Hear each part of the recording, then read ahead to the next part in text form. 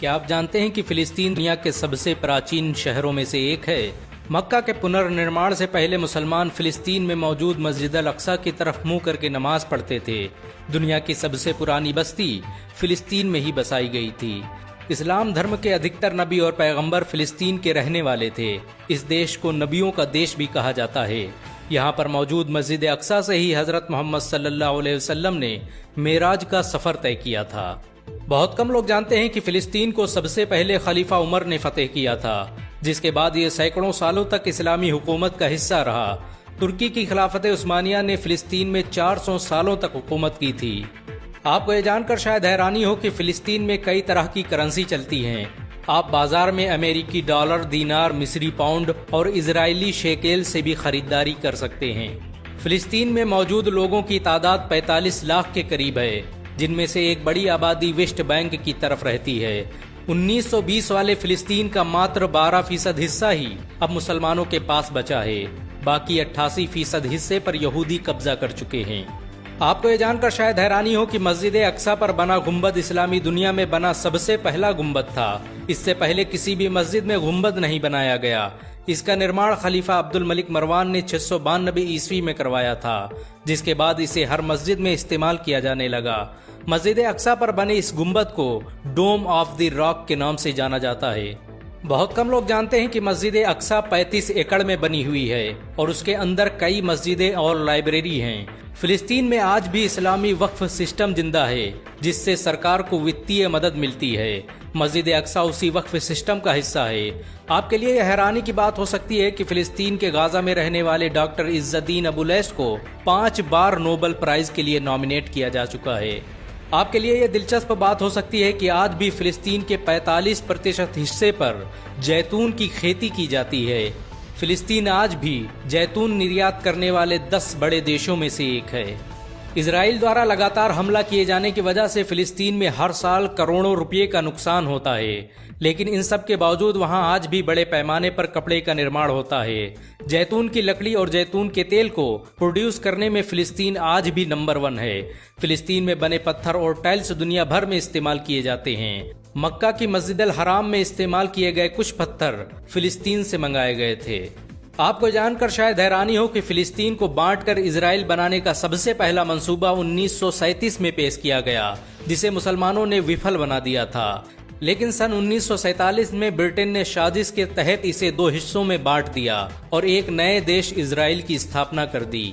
Britain ने हर मुस्लिम देश को कमजोर करने की कोशिश की।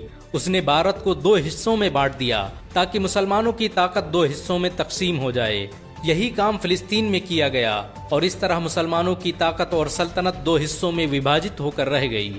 बहुत कम लोग जानते हैं कि इस्लामी दौर हुकूमत में फिलिस्तीन का इलाका जॉर्डन, मिस्र, शाम जैसे देशों तक फैला हुआ था। ये सभी देश फिलिस्तीन का हिस्सा थे।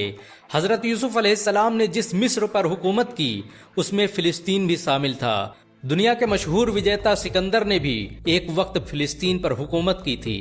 आपको ये जानकर हैरानी होगी कि खलीफा उमर के जरिए फिलिस्तीन को फतेह किए जाने के बाद ईसाइयों ने मिलकर फिलिस्तीन पर हमला किया था, जिसमें 70,000 मुसलमान मारे गए थे। ये सभी जंगें सलीबी जंग के नाम से जानी जाती हैं। 10वीं सदी में हुई सलीबी जंगों के नतीजे में फिलिस्तीन और मस्जिद अक्सा पर यहूदियों ने कब्जा कर लिया।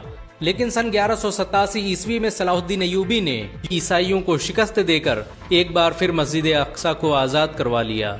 आपको ये जानकर शायद हैरानी हो कि खिलाफत उस्मानिया ने फिलिस्तीन पर 400 साल हुकूमत की।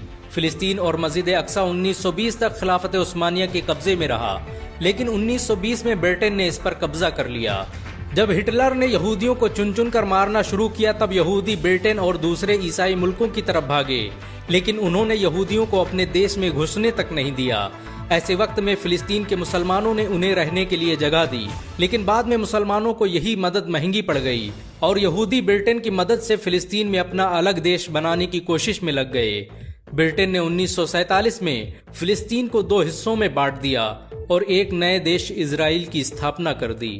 ऑस्ट्रेलिया में पैदा होने वाला थियोडोर हर्जल वो पहला यहूदी था जिसने सबसे पहले यहूदी देश की मांग की थी। वो एक यहूदी जर्नलिस्ट था जिसने सबसे पहले फिलिस्तीन को बांटने का मंसूबा बनाया। यहूदी उसे आज भी अपना सबसे बड़ा रहनुमा मानते हैं।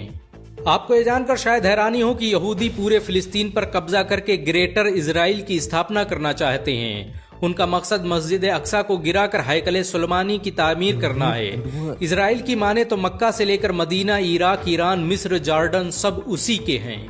आपको ये जानकर शायद हैरानी हो कि फिलिस्तीन को आज भी अपनी सेना और फौज रखने की इजाजत नहीं है।